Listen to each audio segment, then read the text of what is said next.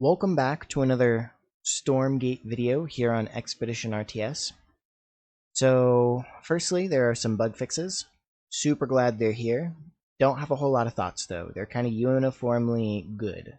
That they've been fixed. So we're gonna skip right over the views and get right to the balance notes.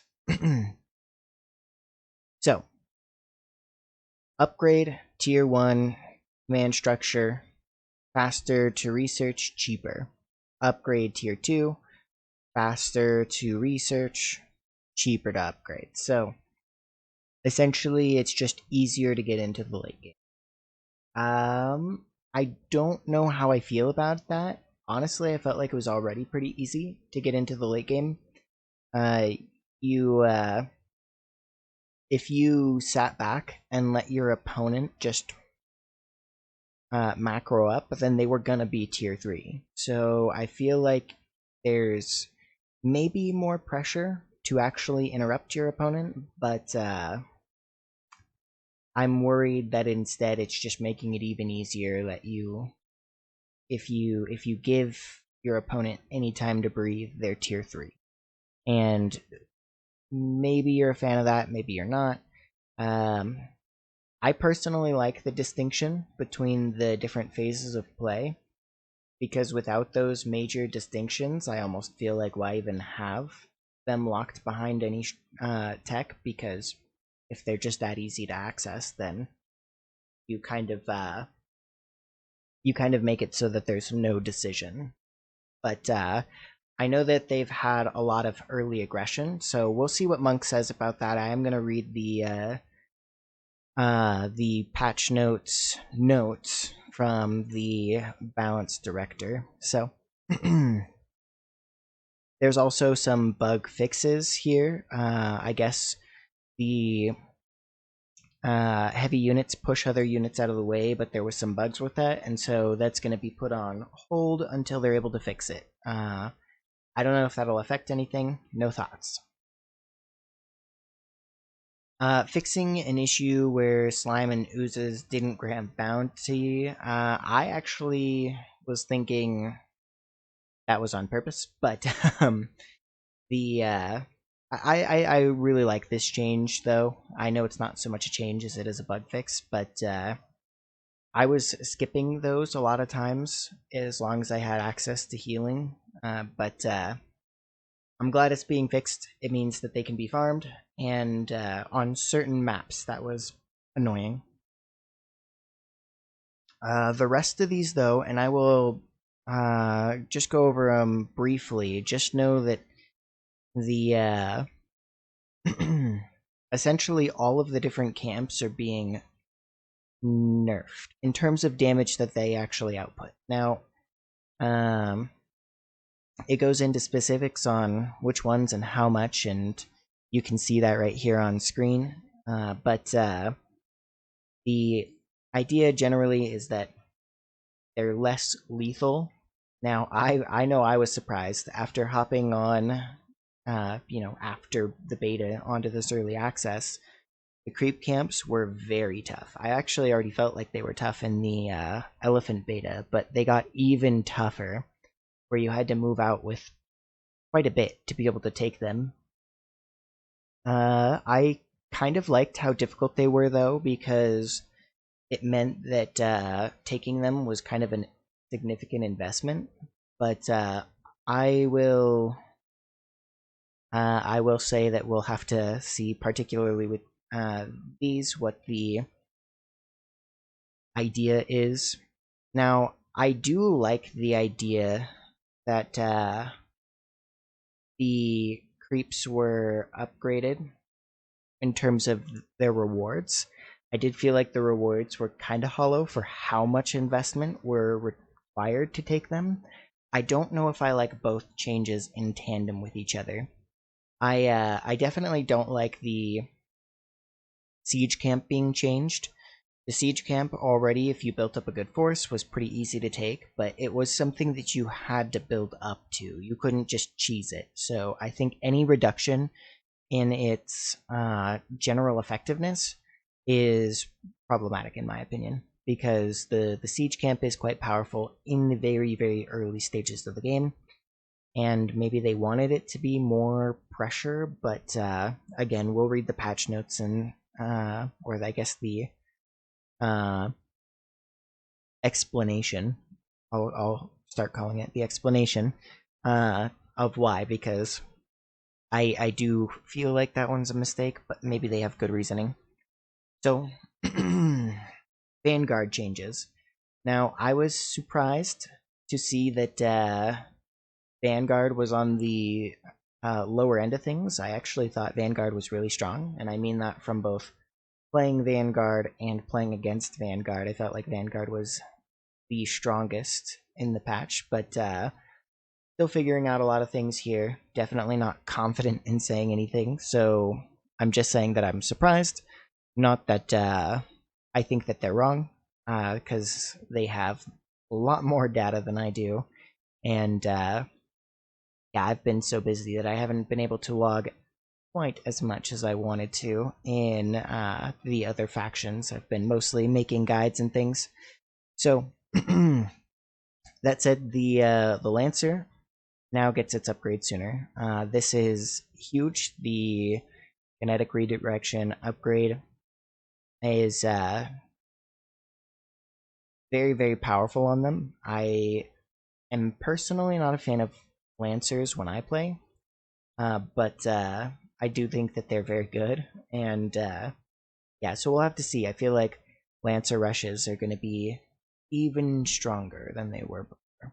So, is that a problem versus Celestials? I don't think so. I think actually that the Argent is very strong versus Lancers, but I'm curious to see the stats on that and everything as well. See more games come out, see how other people play, see what strategies subvert that.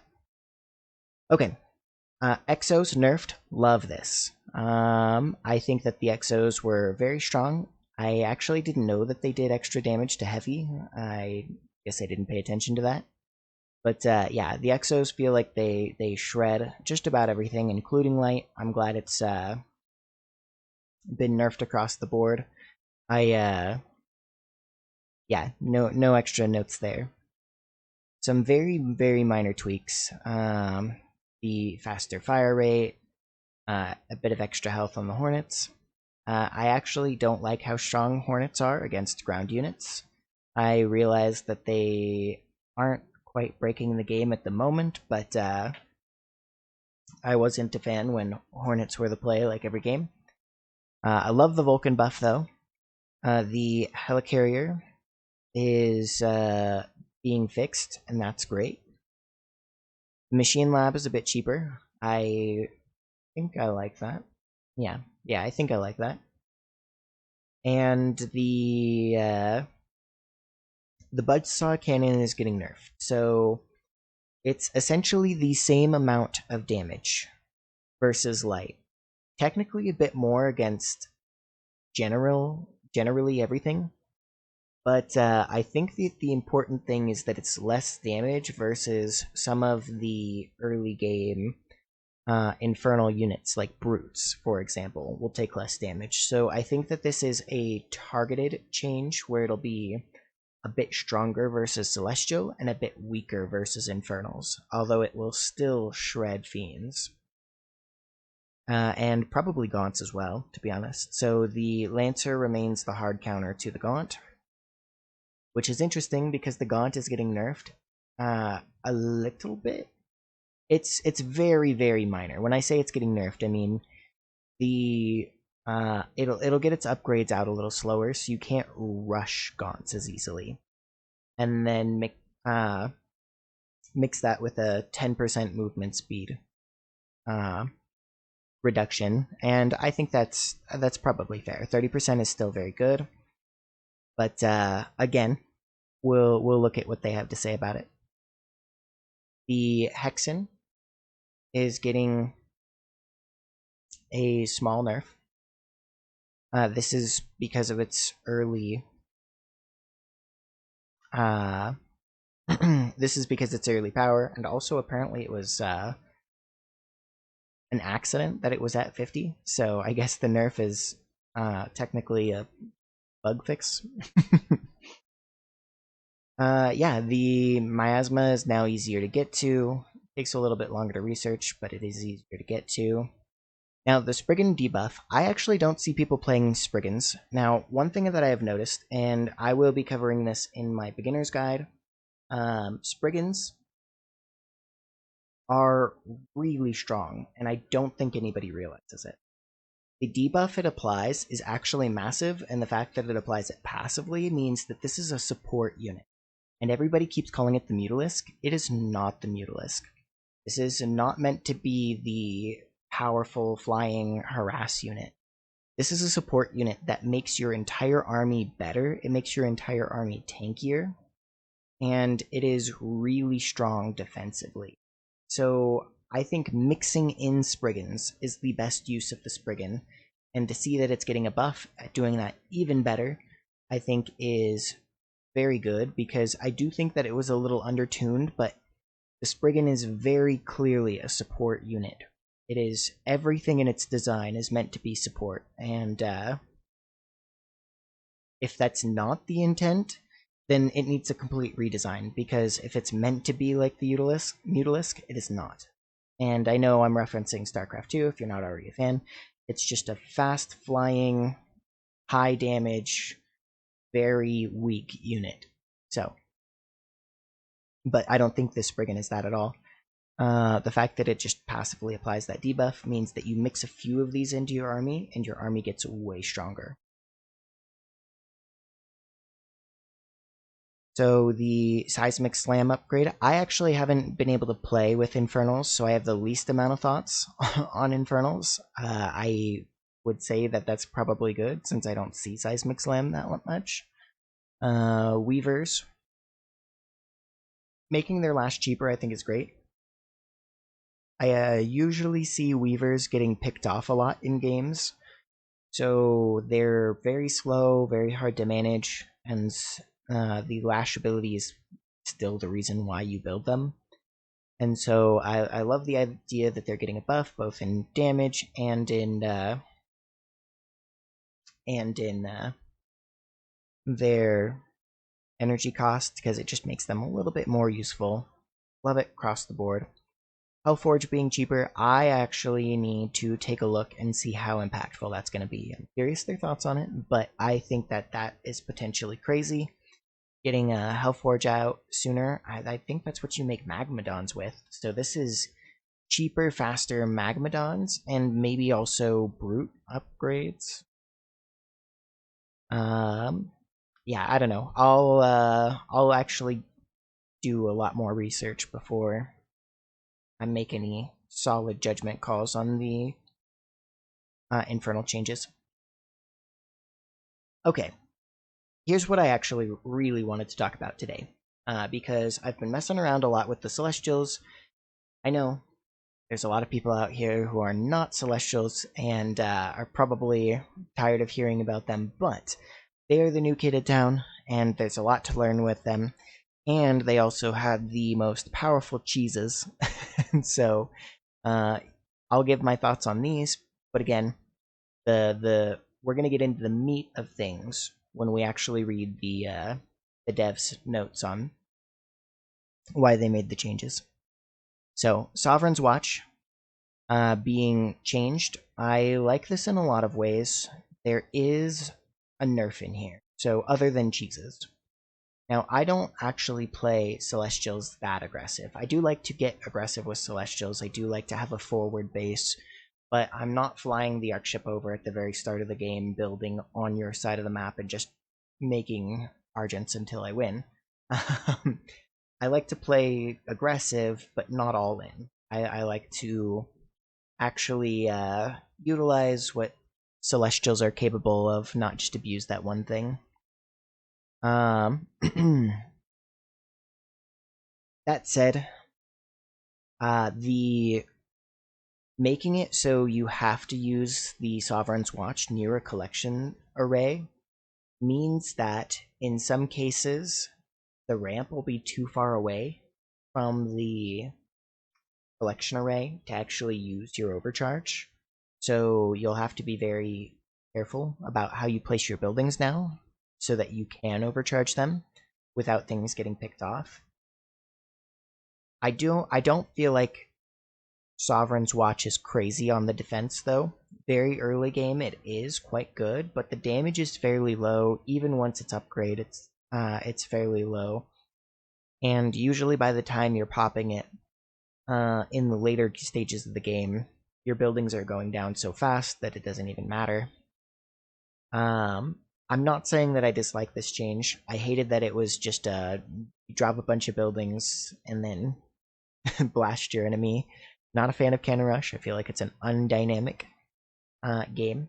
Don't get me wrong, I'm not saying that means that I think cheeses need to leave the game in general, but I do think that there are some boring strategies, and that is one of them, in my opinion.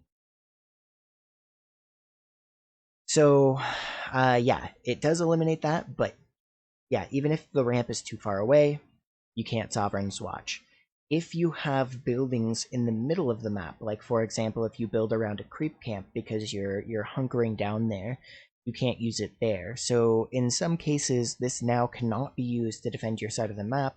It can only defend your mineral lines, and there's a certain phase of the game where that's not enough. So I think that Sovereign's Watch, the change is probably good overall, but I wonder if it needs a buff then, because it's not that strong on the defense. It was very strong on the offense. I'm glad they took away the offense option, but the defense maybe needs to tune up. Okay, this was apparently a bug. I didn't know about it, so I was not utilizing this. Yeah, glad they fixed it. Nothing to say there. Arc Fortress getting a buff on its Fate's End ability. I don't know when this would be used, but it is technically still a buff, so I think it's great. I love the thematics of this ability. I don't know how useful it actually is. If you're able to push right up to and hold like the area just outside of your opponent's base and drop this where your Arc Fortress is safe and it's dealing damage that your unit, like, I don't know, usually your units could get to it anyway. And it's a very slow, I'm glad they buffed it. Maybe it'll be useful now. I felt like it wasn't that crazy before. Just very fun. And I'm okay with those kind of abilities where it's like just fun to use. Okay, Guardian Nexus is a little cheaper. I love this change. It makes it easier to get up to Kree. And there are some things that you just need Kree to defend with. Getting all-in by Gaunts or getting all-in by Exos is really, really strong. And the Kree are the answer to both. And so being able to tech into them just the smidge faster seems great. Not that much faster, but it is faster. Cheaper hyperdrive upgrade is phenomenal. I love mobility, and this will give it. The Morph Core cheese is nerfed, and that's fantastic. It was. I feel like you could hold it. You could hold it. You just had to build intentionally for it. But I'm glad that it's gone. I don't know that it was too hard to stop. I think that there are other all-ins in this game that are way stronger, but you don't have to deal with it so much anymore, so congrats. Actually, I do want to say briefly on that, I think cheese is, generally speaking, healthy for an RTS, and honestly, even the definition of cheese is debatable. But there are some aggressive strategies that limit the way the game is played. And the reason why cheese, I think, is healthy for a game is because it expands the way the game is played. And when there is a cheese that is so good that, like, you either plan to defend it or you plan to play it, and that's it, then you are instead limiting how you play the game. And it has to be pretty strong to actually create that dynamic, because otherwise it's a gambling game when there's multiple strong opens that you could use. So Prism's getting a little less health. That's probably generally healthy. They are very tough and very fast. I loved the Kree's extra armor. That in tandem with its damage nerf, I think that this is probably going to make Celestials suffer a little bit, but maybe we'll just see more dynamic tech upgrades. Love the Cabal buff. I've been experimenting with the Cabal. I made a whole video on that. They don't seem that strong, to be honest. But they are very fun, and in the right situation, they can be strong. This probably isn't as big a buff as it might feel like. 6 seconds of stun is a lot, but the range is pretty short, and so what you typically want to be picking up are the siege units, again, typically. And once you're in that close, you're actually in a lot of danger. They can just snipe you, and the whole effect. So I don't feel like it's crazy, but it is probably needed. I actually think the Cabal maybe could use a bit more. I'm not sure yet, though. I'm not done with my testing. A lot of that going around. So, vectors. These are going to be cheaper to upgrade.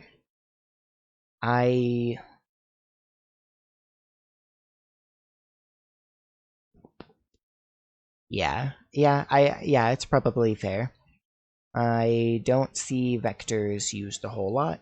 It's a lot of Argents, and then well, usually the game ends there, so we'll see what these changes bring. Seraphim bug fix.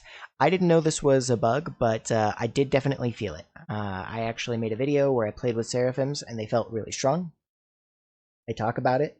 The game isn't very figured out for me yet, so I feel like none of the strategies I play are that strong. My builds are awful. I'm always floating money, and so I still gotta take some time to figure out the game more. But I wonder if this will make the Seraphims weak, because they felt good, but they have a lot of limitations. If you've played a lot of Seraphims, you know that they're great, but this in tandem with the creep nerfs, actually, I feel like devalues the Seraphim a lot. Maybe more than they intended. We'll see. They mention it in the community update. But the creep camps are already going to be easier to destroy. Now, maybe you still need Seraphims in the later game when the creeps start getting stronger, but they've also made it easier to get into later stages of the game now. And so I feel like that makes the games more volatile, less stable. You're less likely to transition into later phases of the game. So we'll see. That's just a theory. I don't have as much data as they do, so we'll see. But I'm worried that that is the case, is that the Seraphim is devalued and that creep camps themselves will be devalued because you get them in the early game, and then whoever got the most creep camps early game is just now in the lead. They tech up because it's now easier to tech up, and they just steamroll you. I think the game is going to be more volatile. But I don't think that that was their goal. I think their goal was to make the game more stable. And I could be completely wrong, and it could be that. So, Scythe's damage upgrade, totally warranted. Their damage felt awful. I played a game where it was very back and forth, and we were making a bunch of Scythes against each other, and it felt way better to make Seraphim. Clearly that was partially because of this issue. But the other thing was, though, that they just felt like they weren't doing damage. So Saber's getting buffed across the board. Love it. Archangels also getting a buff. Well, I guess I should go into what the buff actually is. So with the Scythe, it was a damage buff, a 33% damage buff, so very good. The Saber Tank, though, it no longer requires health to do its little boost thing, but it does now have a cooldown. That cooldown is pretty short, so, well, 20 seconds. Actually, that's quite long for an ability. But the damage is now better, particularly versus heavy. It's a lot better. And I think that's probably good. I did not feel like Saber Tanks were insane. I do think that they were good, but it didn't feel like the same kind of devastating transition as Atlas tanks or Vulcans were. And for your tier 3 mech unit for the Celestials, having it be weaker than the tier 2 and tier 3 of Vanguard just didn't feel quite right. Yeah, and then the Archangels getting a buff where they can no longer be stunned by Vulcans and Magmadons, I think is solid, because I feel like in the late game, Celestials are crazy weak. In fact, I'll get into a bit of my thoughts on that. I was really surprised to hear that Vanguard was the weakest, and I do have a theory that it's just because Vanguards are getting cheesed out of games. I think that Celestial was only strong because of the early aggression, but if you've played a more... I can't even say standard because it's not the standard for Celestial, but if you played more reserve with the Celestials to actually expand and play safe, then you'll immediately find that the Celestials are very, very weak. A lot of what they have revolves around needing energy, and so you're dropping a bunch of power banks. As soon as you start losing power banks, you're just out of the game. And the Saber Tank wasn't too crazy. It had no energy restriction, which meant it was one of the best to build, but it wasn't really gonna change the game in the same way Atlases were.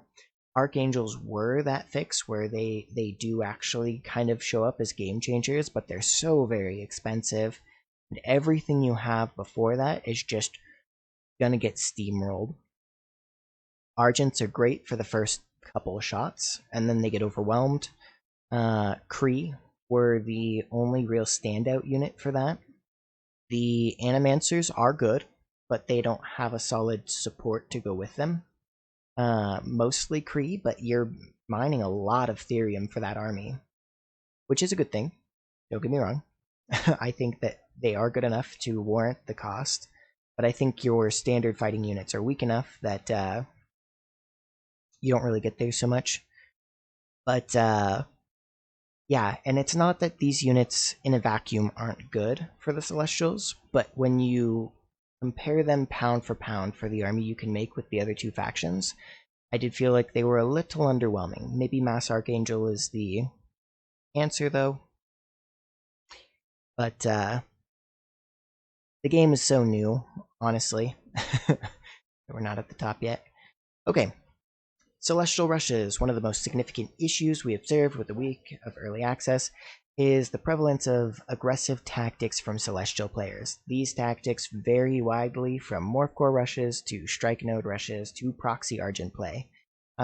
If I were to play aggressive in a game, the Proxy Argent play was the one I would go for, personally. Not a fan of the Morph Core rush. Not a fan of the Strike Node rush either. But I already kind of gave some of my thoughts on that. This is particularly evident, he says, on maps with short air rush distances such as Jagged Maw, Broken Crown, etc., etc. So essentially, that kind of supports what I was thinking, that Celestials were strong because of their early game prominence, and I'm kind of worried that once those are nerfed, rightfully so, but once that they're nerfed, what does Celestial have? I think Celestial's win rate is going to plummet, but we will see, because maybe there's still some powerful cheeses that can be done that people will utilize, but it's also possible that I just haven't figured out quite the right army compositions yet and whatnot. So we'll see what the pros yield, we'll see what balance changes yield. And either way, we will ride the wave of early game changes, because every change means a completely new dynamic, means completely new strategies. And so while I haven't figured out the game yet, I do enjoy the process of figuring out a game. So I wish I would have had a little bit more time to work it out, even up until now. But in the near future, I'll have more time available to actually test out and practice the game and also make new strategies. And when I do, I will share them with you. Okay. General balance and matchups. In the first week, we've been pleasantly surprised to see that the win rates are fairly even. 53%, 50%, 57%. But apparently, he says that they are skewed where Vanguard is winning a I think this is saying that Vanguards win more than Infernals. I think this is the greater than less than. So Vanguards beat Infernals, Infernals beat Celestials, and Celestials beat Vanguard. So I would say that if I'm reading this correctly, I would say that that's probably correct. I've been losing a lot to Vanguard, but also, like I said, I haven't been playing hyper aggressive. I've been building on my side of the map mostly and trying to take creep camps. And I'm doing this largely not just because I don't like cheese. I will mix in aggressive strategies. I think you should if you want to be a well-rounded player. But mostly I'm doing this because I want to experiment with the whole suite of Celestial units. And so I'm willing to bet that this win rate versus Vanguard and mine being so bad is because I'm not doing a lot of early aggression. Because and I'll tell you why I think that is. I don't know if they'll address it later, but the Celestials Argents in the early game are very strong versus Lancers. So if you apply the pressure early, Vanguard's just defenseless against you. Absolutely defenseless.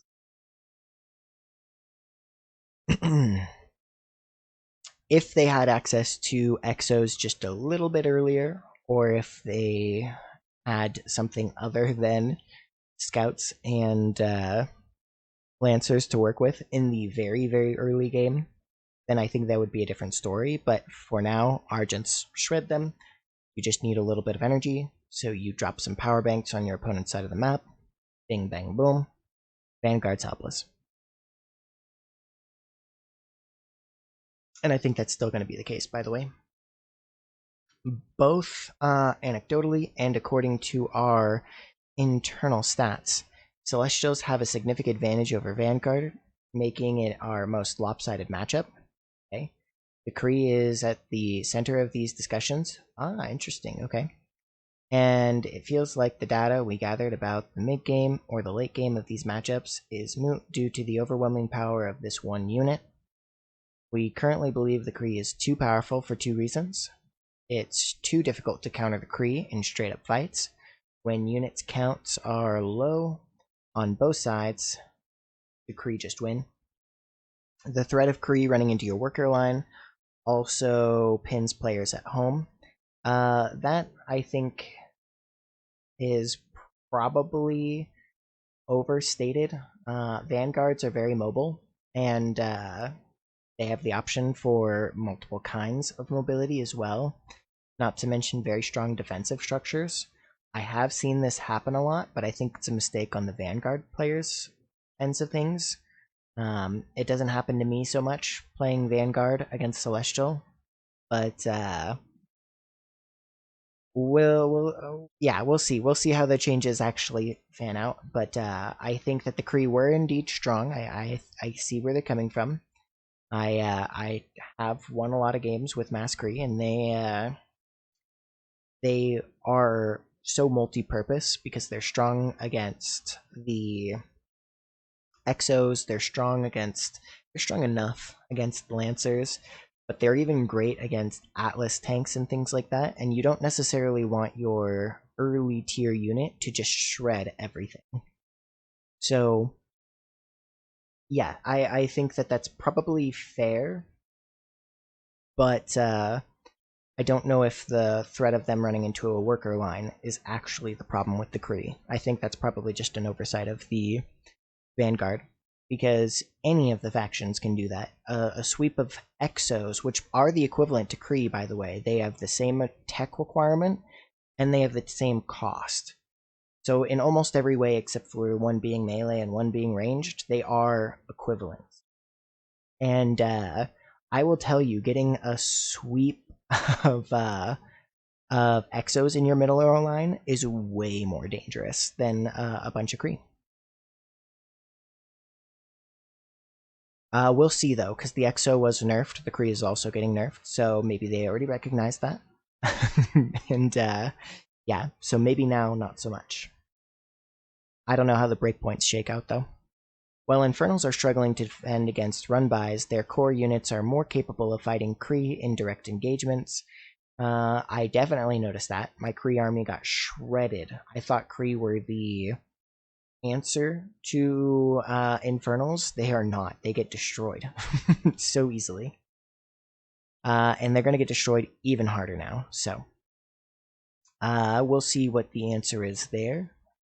Again, excited to figure out the answer. I'm not complaining. I think that it'll be a lot of fun. I usually tend to play the underdog faction more in an RTS because it has more puzzles for me to solve.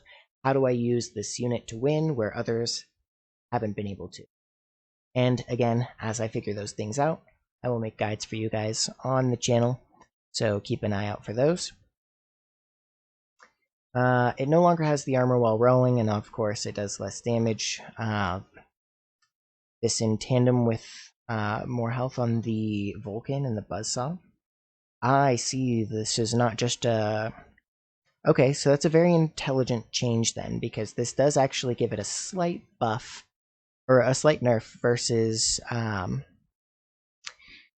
Infernals, because literally every single Infernal unit is biological, meaning that the Infernal units were getting just a standard 26 damage attack from the Buzzsaw Cannon, but now it's not uniform. Brutes won't get that damage anymore. But the Kree will get hit with it, and the Kree are mechanical. Another piece we've recently received is that vector openings could be too easily pin Vanguard player. Okay. Gain an advantage by aggressively expanding on and taking creeps on the map. I actually don't feel like... I know they received the feedback, right? So this must have been true, at least to some extent. But I wonder if this is certain units being underutilized, because I actually feel like the vectors are horribly weak against the hedgehogs. Hedgehog openers obliterate everything that Celestials can do. I haven't seen a whole lot of it yet, so maybe I'm wrong, but I have never seen Hedgehog opener actually lose to Celestial, unless if the Celestial was inside your base before the 3-minute mark. So, yeah, I wonder if this is just, again, underutilization of the Hedgehog, because the Hedgehogs put the vectors in the dirt. The Hedgehogs put Argents, sorry. It's a weird word to me. I struggle to say it. Feels like I'm saying the wrong word. Anyway, Argents get obliterated by them because they get outranged. So, yeah, I actually have yet to find... I've yet to find a counter to the Hedgehog opening, other than just, like, turtling with with link nodes, which is very, very weak. I do not recommend that, but I think if you're a Vanguard player and you're struggling versus Celestial, try the Hedgehog. You probably won't lose a game. Probably. We'll see. I mean, I don't think they fixed the Celestial cheese problem. I'll come out with a more in-depth video on my thought on cheese, but I'm gonna reserve that for when things actually get more rolling after the 13th. For Vanguard, for now, there's a lot of changes, a lot of new stuff to talk about, so I'm gonna be making video largely on those topics. Okay. Lancer, the kinetic redirect upgrade no longer requires central command, right? That means you get it sooner, but it also takes longer to upgrade.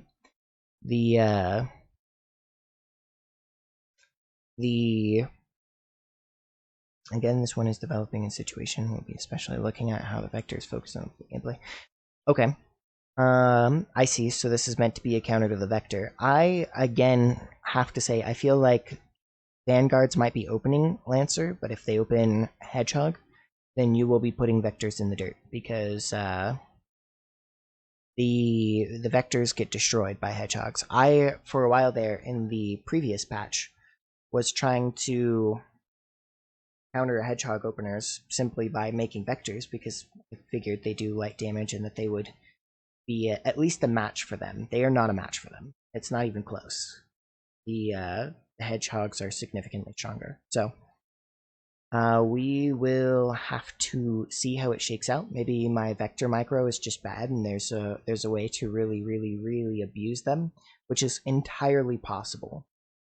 But from what I've seen as well from pro players, it's not even close. I think that I think that the Vanguard openings that they currently have are just not particularly strong. And if the Hedgehog meta comes back, Celestials won't be winning so much anymore. Which isn't, again, which isn't a complaint. I think that the game is still very early on, and the changes are going to keep rolling. I think the strategies are going to keep changing. Even if they didn't drop a single patch, as soon as somebody figures something out and that thing gets shared with everybody else, the game will change dramatically. And so I actually think that it's good that they're coming out with some balance changes. It helps people feel out the game. I know that sounds weird because things are changing, but people tend to get in an awkward headspace when things are static, and they don't tend to experiment as much. So I think shaking things up, you just rattle everything around, and that causes people to test out new strategies. New strong strategies emerge, and then you fix that in the balance, and it's an ever-evolving game until the game has a lot of time to settle without any changes. You start slowing down when the changes come and things are a little bit more put together. So yeah, I think that I think that this will be interesting. I hear what they're saying. I think it's probably an overcorrection, because right now Celestials aren't necessarily stronger, in my opinion. I think that there is just a mechanic that is being abused, and once a safe opener is figured out against it, then the Celestials are really going to struggle. And I say this more from an analysis perspective than a gameplay perspective, because just looking at purely unit interactions and not necessarily my games, the Vanguard has a lot at their disposal, which I think is great. I actually really like playing Vanguards. It's Infernals that I play the least, and they're also very fun to play, which I think is great that Stormgate has made all three factions so much fun to play that I really have trouble deciding between the three of them. But I do play a fair amount of Vanguard, and I absolutely feel that it is very, very strong. Okay. The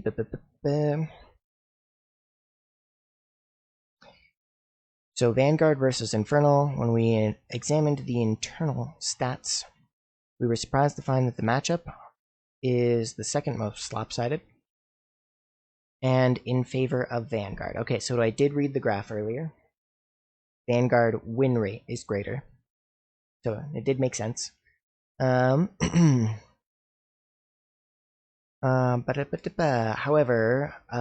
deeper analysis reveals a different story.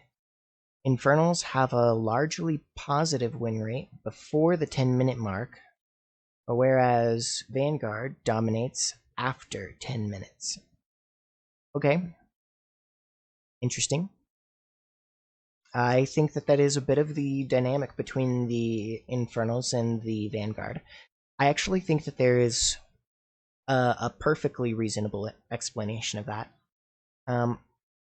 I, again, really like to build out and bulk up before actually ending the game. I do like applying pressure, but I like getting to my tech units in an RTS. It's one of my weaknesses. You could climb a lot faster if you're just if you're less picky about the strategies that you're willing to run and you just run whatever's strongest. But the thing I've found is that most people don't know how to control a late game Infernal army. I've coached some friends through some playing of the Infernals because they gravitated towards that, and they found the same thing, that they just couldn't win. Infernals are very positioning heavy, and it requires you to utilize their playstyle in a very particular way. Blocking off units with beans and making sure that the trample ability is coming in from multiple angles. I think that their late game army is a little bit more tactically important, whereas the Atlas, like once it's sieged up, if the enemy army just walks into that, it will get obliterated, right? Like there's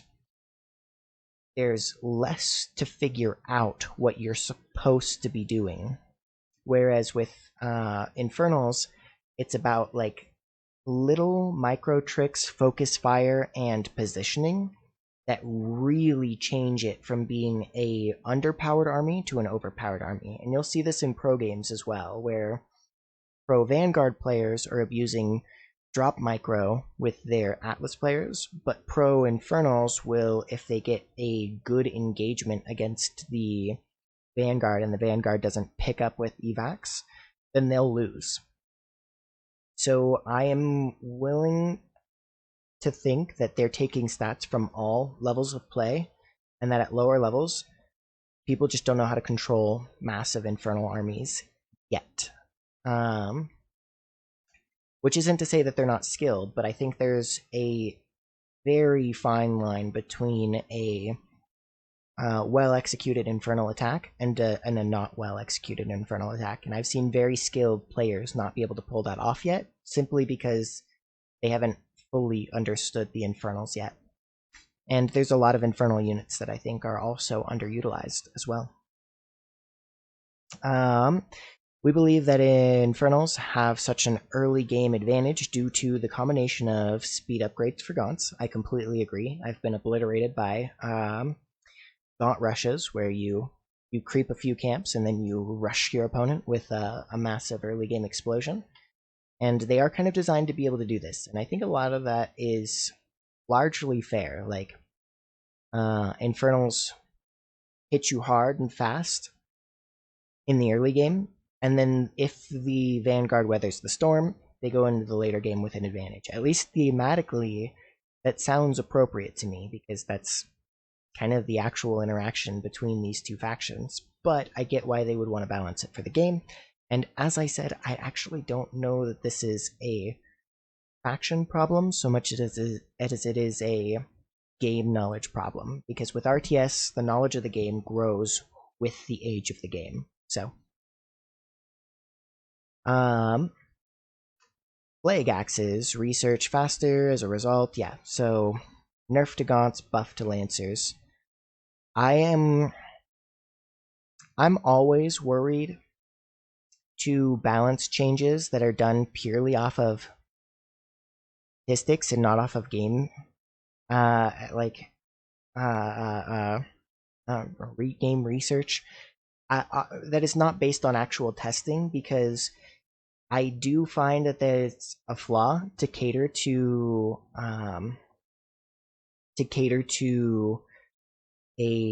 essentially a simplified strategy. So it's like, oh yeah, people are struggling to play this faction. Let's make it easier. I think that opens up the game to these weird interactions where being bad at the game means that they're just going to buff the game to fit your skill level.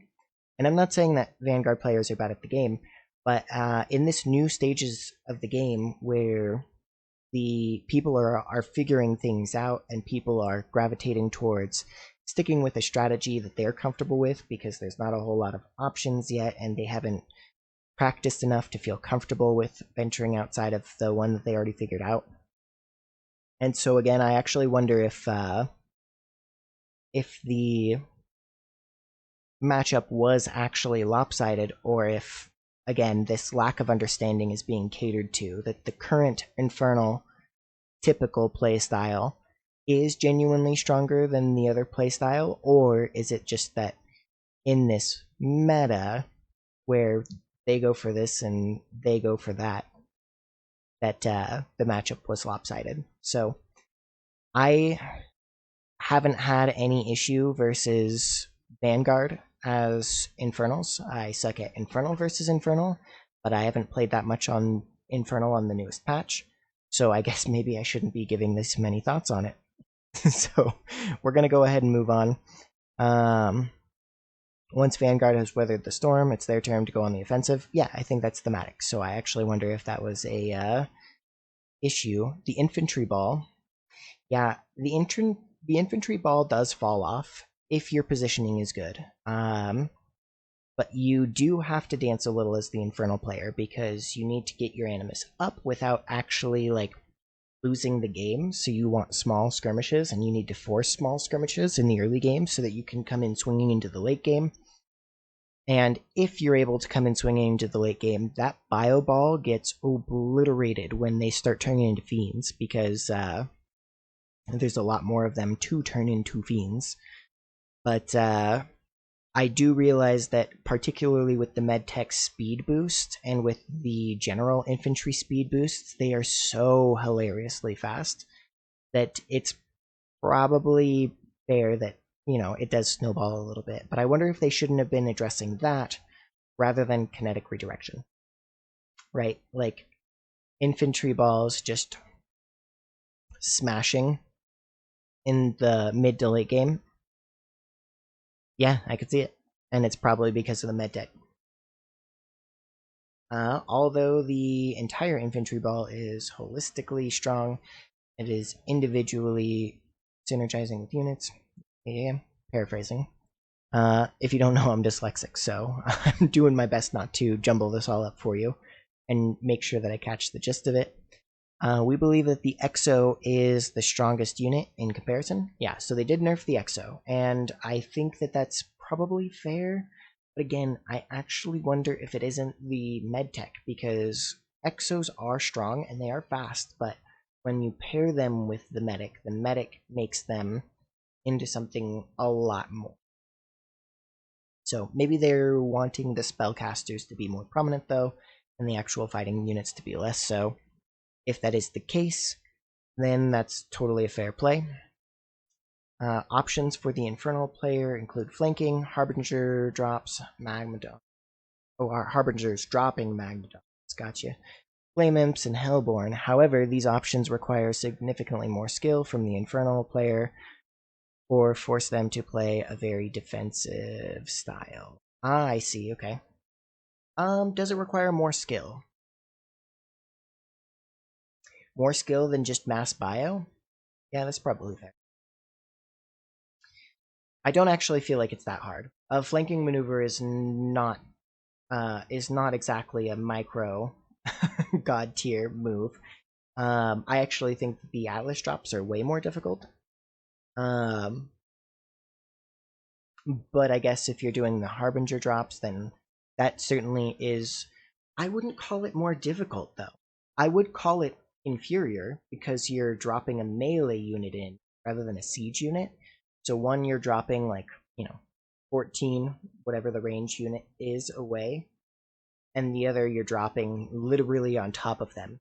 And that is, again, not necessarily more difficult, but is not as good. So I agree. If you're trying to use Magmadon drops, which is, to be fair, a decent way to get some splash damage stuns on that Bio Ball, then yeah. Although the Exo still is pretty. No. Actually, they nerfed it across the board, even against heavies. I'm thinking of the Saber. The Saber was buff versus heavies. Yeah. Okay. I think that's fair. So, I'm not taking back anything I said about the matchup, but absolutely, I think that Harbinger drops are going to be more difficult. Flame Imps also tricky because of you have to activate them specifically, which I know sounds like, oh, real hard, and you have to activate an ability. But actually, there's quite a few abilities that you got to activate with the Infernals, and the Flame Imps you had to activate at the right time. And so it was very easy to activate them too early and have them not go off, activate them too late and have their charge up time take too long.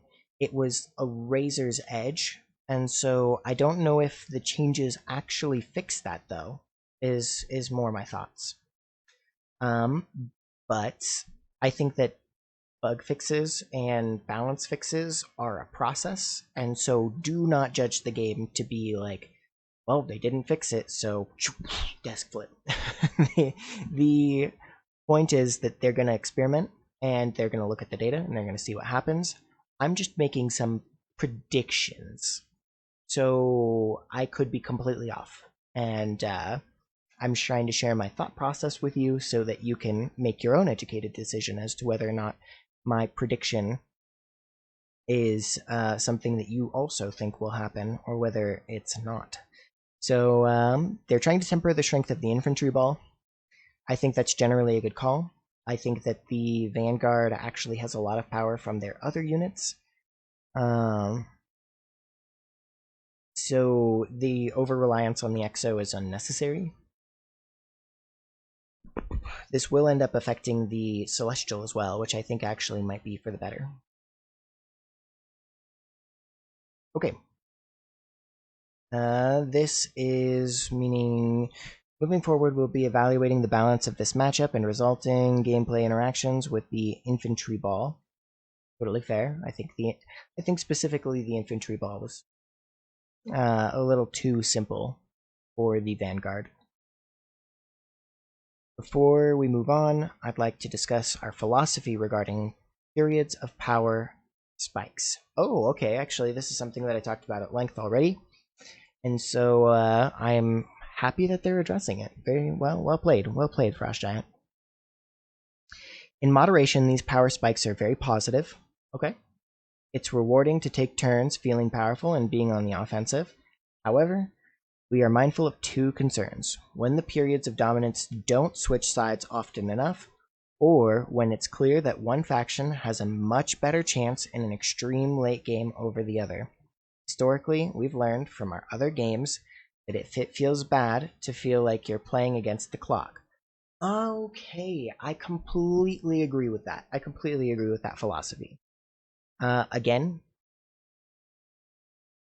I don't know if I completely agree that that was the issue, because I do feel like actually Infernals, nobody strike me down, I feel like Infernals have the strongest late game. But then again, I'm not a pro player, so I'm just observing the pros and doing my own analysis, but those experiments are very small scale. Their team is much bigger, so maybe maybe they're on the right track. And at the very least, I completely agree with the philosophy, and I think that as long as they stay on that track, we'll end up getting there somehow. Again, whether it's players figuring things out, like maybe I don't know enough about the matchups to find that Celestials actually have the strongest late game. So that's the fun of a new RTS. But yeah, we'll see. We'll see. Never take my predictions as prophecy. Okay, Infernals versus Celestials. This matchup features a largely early game advantage for the Celestials and a significant late game advantage for the Infernals. Okay. I don't. I'll just keep reading. I'll keep reading and I'll hold my thoughts to the end. We've addressed these issues in previous sections. In the late game, Infernals excel. We believe this is because Celestials lack strong counters to Magmadons, Hellborns, and Flayed Dragons. Okay, I have seen some pro plays where the Infernals looked very strong with their tier 3 upgrades. To address this, we plan to make the following changes to give Celestial players stronger counters. Gravity Flux. Okay, moving on. Damage against size. Oh, I see. That'll also give you a way to fly over and target down. Yeah, but the anti-air from the Shadow Flyers is very, very strong. I don't know that size can handle that, especially because they do a lot of immediate burst damage, and so most of the damage is dealt before the shield of the scythe activates, if I'm not mistaken. Okay, buffing the saber and making sure the Archangel can actually go toe-to-toe with the Magmadon.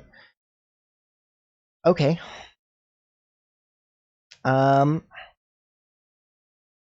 Interesting. Okay, so they said that they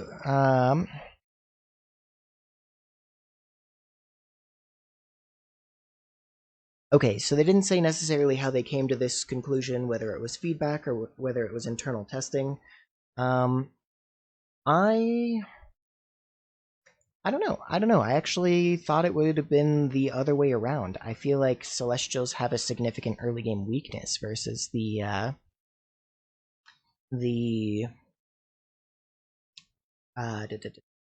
Infernals. So yeah, because the Kree got shredded. They don't do anything to brutes. They're great against fiends though. Kree are great against fiends, but yeah, as long as you were doing a good in and out, the Celestial isn't that hard to deal with. Does that mean that building rushes weren't very strong? You know, in pro play, the building rushes did look quite strong, but I feel like the Infernal players were close to making something happen. I think the Celestials had the early game advantage, except for the 3 cheeses that they're nerfing. And then I don't know. I feel like Infernals. I don't feel like Celestials were playing it right against Infernals late game. So one of the things that I never have seen anybody go Archangels specifically against the dragon. Maybe the dragon is too fast, but in my games, I've didn't have any trouble with it because the Archangel's air to air is so strong that you can beat back the dragon. And maybe proper use of kiting makes that null and void, but the other thing is the Ardents do very good burst damage, and so I felt like anytime the dragon got close, it just had to run away. And then the Kree are able to handle a lot of the yeah.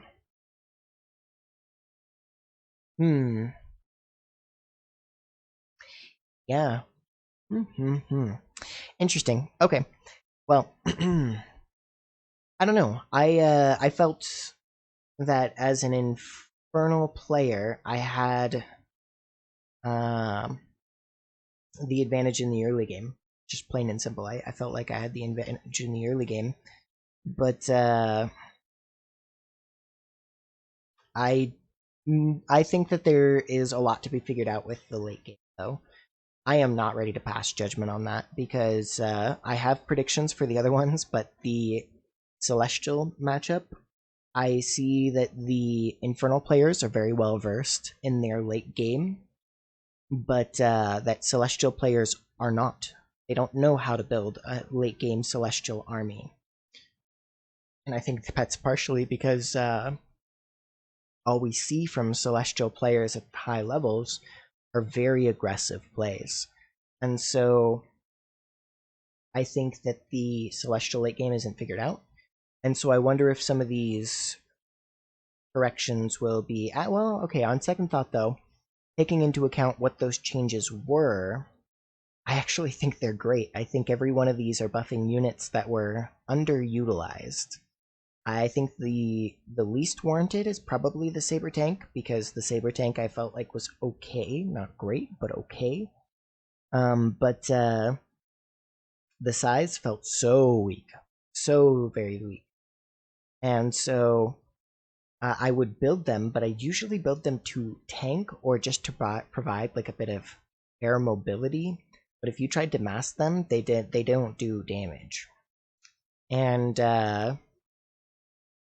yeah, the Cabal needs some buffs. The Cabal needs some buffs. Single target, great. It's not flexible. The Animancer is way more flexible, but yeah, I feel like we haven't seen a good late game Celestial versus a good late game Infernal, and I myself haven't been able to test it because Infernals are so dang strong in the early game.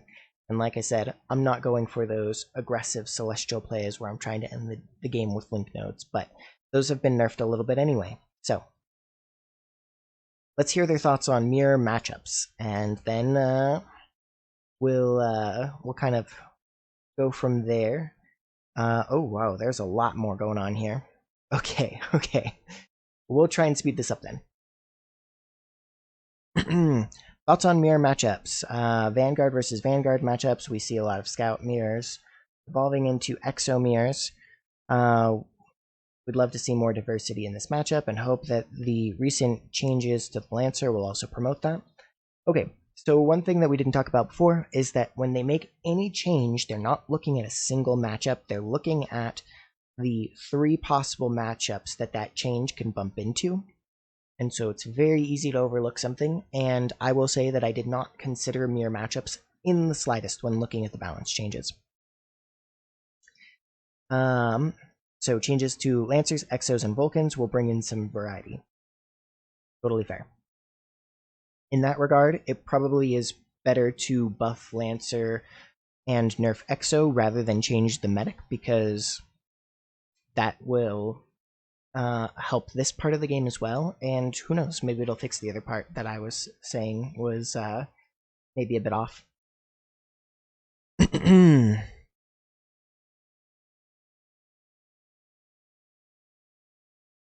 Infernal Mirrors, Gaunt, Magmadon dominate. Absolutely, that is true. I actually feel like even post changes, the Gaunts or the Brutes didn't get buffed that much. I don't know that we'll see any changes. And it's largely because the Magmadon is omni-useful, but the Weaver is only good against tanky units specifically, and the Gaunts are not that. So Gaunts counter Weavers, Gaunts are pretty good against Magnodons, but you could also just get your Magmadon, and then you don't have to worry about whether Gaunts are good against Magmadons or not. You just have more Magnodons.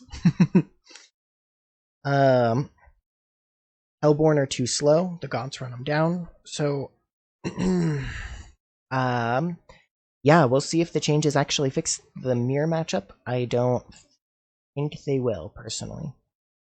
But at least they'll be less volatile, like Gaunt's not being quite as fast when trying to jump on your Hellborn or something like that.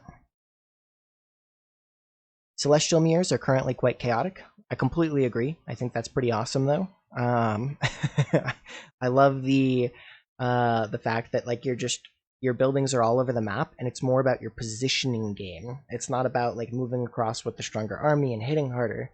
It's about like picking at the edges and having your army in the right spot, you have to outmaneuver your opponent in a Celestial versus Celestial, and I actually think it's the most fun matchup right now.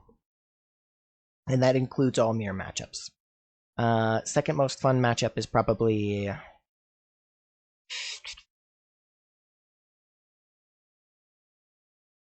second most fun matchup is probably Celestial into Vanguard. Yeah, I think that's probably true. But it's a toss-up, because Vanguard versus Vanguard is also very fun. Okay.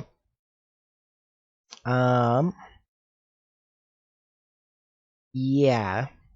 Yeah, okay. Love it. Let's move on.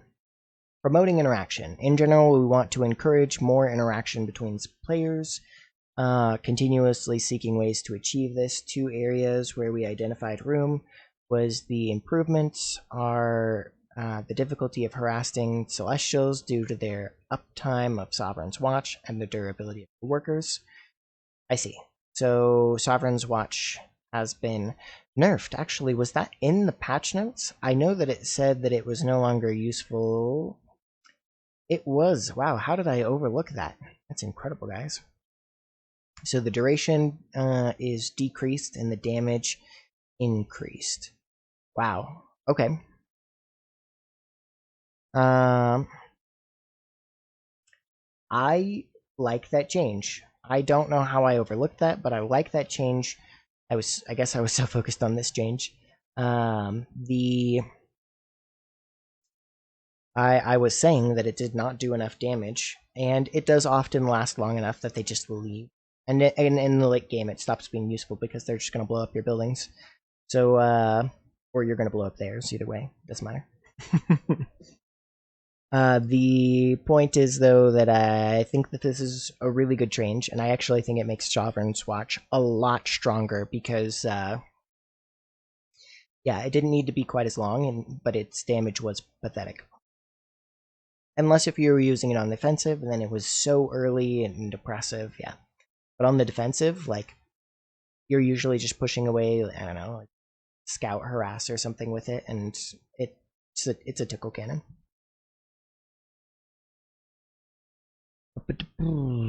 Early game economy and pacing.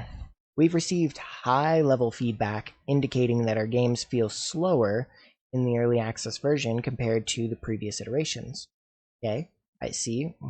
So make the game faster. This slowdown seems to be due to harder creep camps. That's fair. I actually felt like it was healthy for the game, though. But there are pros saying that it's less exciting. I mean, watching pro play is a big part of the fun of the RTS, is that its pro scene is just vastly superior to other esports. Sorry, other esports.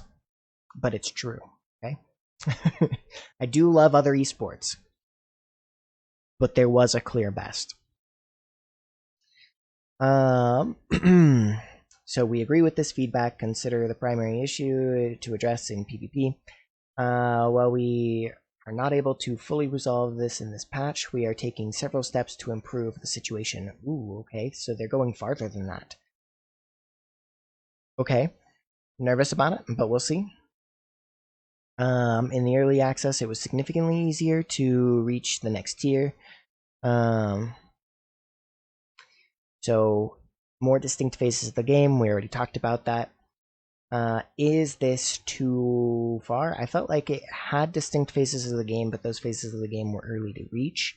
But I think that the aggression has been too heavy in order to reach those. Of course, the aggression has been against other players, so maybe actually making the creep camps easier to take means that you're able to not stress about defense so much and actually take a camp and then still be able to defend. So, similarly, we believe in making creep camps harder in the early access was the positive direction. It has caused some issues, such as being unable to fight creep camps with just 1 or 2 units, or struggling with level 2 resource camps when you can easily handle a level 1, right? Okay. We will reduce the damage of various creep camps to their lower difficulty while maintaining the time it takes to defeat them. right? Notably, okay, so that's fair. Notably, Lancers will find it much easier to handle the slime and the Mastiff camps. Okay, more about creep. Siege Camp Guard was way too powerful for the reward that it was granted. Okay. In addition, while its jump ability was cool, it was a bit too buggy. Okay. Look for it to be reintroduced at a later time. Okay. I mean, I agree, the Siege Camp was difficult. Does it not offer a lot? I have seen a lot of people take the camp and then just not follow it into battle. I wonder if you give it proper support if it's actually good, and that includes in the pro play, but maybe they're doing that because they have done that in the past and they just didn't see that much success with it. So maybe, yeah, maybe it just isn't that good, but it feels like it should have been.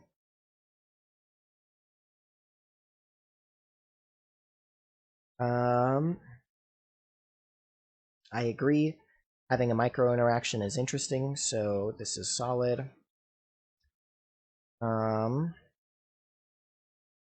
I do actually like this change in a vacuum. I love the increase. I know I already said that, but let me just say that again. Love the increase. Buffing lesser used unit. I really wonder why Hedgehogs is lesser used. They obliterate Celestials. If you have not tried it, figure out a good figure out a good Hedgehog build, and then laugh as the Celestials can't do against you. Yeah, the only things that are really a counter to the Hedgehogs against the Celestials in the early game is the Link node, and I don't think they get a counter to them until probably Cabal. I think is the only counter to them because they're just so fast that and they do so much damage that you can essentially kite anything the Celestials have, and even win a lot of straight up fights. Argents, once they're buffed fully with their tier 3 units, I think become a counter just because of the range. But that's at that point you should have atlases and stuff. So again, I have played Vanguard less in this patch. I've been trying to experiment with everything, make a lot of videos, and so I haven't had as much time to figure these things out. But yeah, I hopefully will see them used more because I am excited to get back to that as the meta because I never got a chance to figure out how to defeat it as a Celestial player, and I still don't know how to defeat it. So maybe the pros figured out that in the closed test where we didn't see any games from it, but I feel like they died out just because of the early Celestial aggression hitting your base before we got to see any units made whatsoever. The Hornet buff, I agree that the Hornet is underutilized, but I think that's just because of the early aggression that has come out of this patch. Not because I think that they were weak. They were very strong in the previous patch. I realized that they were nerfed, but still, I don't think they were nerfed into the ground. I think they're still very strong. And then the Weavers, I agree, the Weavers were too weak. Buffing lesser used upgrades. Yeah, so that's just the whole of it. These weren't used very much. I think the reason why the upgrade isn't used very much for the Vector, though, is just because Vector's time out of the game so quickly. I don't think buffing the upgrade is going to change anything whatsoever. I will admit that there's a lot of these changes that I will say that, like, the pros and the balanced team probably know much better than I do. I feel the absolute most confident of any comment I've made today that the Vectors just time out of the game. There's a point where they're just kind of worthless except for harass, but you want units that can harass a mineral line and that can fight in your army. Otherwise, you've got a bunch of dead supply. So why would I ever build Vectors for harass when I can harass just as well with Argents or Seraphs or Scythes or whatever I want, honestly. Vectors are good and fast against light units, but good against light units and fast. But yeah, there's just no reason to keep them around after a certain point, because they even get shredded by gaunts, something that theoretically they should be strong against, but they're insanely weak against them. So yeah, there's no point to keep vectors around later in the game, so it doesn't matter how cheap you make the upgrade, unless if you make it free and have 0 research time, it's probably not going to be used very much. Yeah, so buffing text structures, smooth out certain check transitions. I think that's solid. And then a few bug fixes. Yeah. Okay, so I largely agree with the philosophy, even if I don't necessarily know that everything is going to get there. I think that if I were to talk about changes that were purely good and give it like a good to not good ratio, I think 9 out of 10 are great changes. I even feel a little bit better about some of the changes since the explanation. But I think that there are a few misses still where it's just like, that's a good thought, but is it going to change anything? Probably not. So we'll see. Either way, I'm super excited to play on the new patch. I know this was a super long video, guys. I wanted to share all my thoughts. I hope you enjoyed them, and I hope you were able to not just take my opinions and agree with them, but maybe formulate your own opinions based on what some of the talking points that I had, because I do feel like that the changes sometimes are being balanced around player interactions rather than faction interactions, and so understanding why those things were changed, maybe it's worth taking a look at certain units and seeing if maybe you're underutilizing them. That's what I like to do. That's why I made my Cabal series, and it's not done yet. I'm still messing around with the Cabal, and the Cabal just got better, so that's going to get more fun. But stay tuned for that, and thank you so much for watching, especially if you made it all the way here to the end. Yeah, have a good day.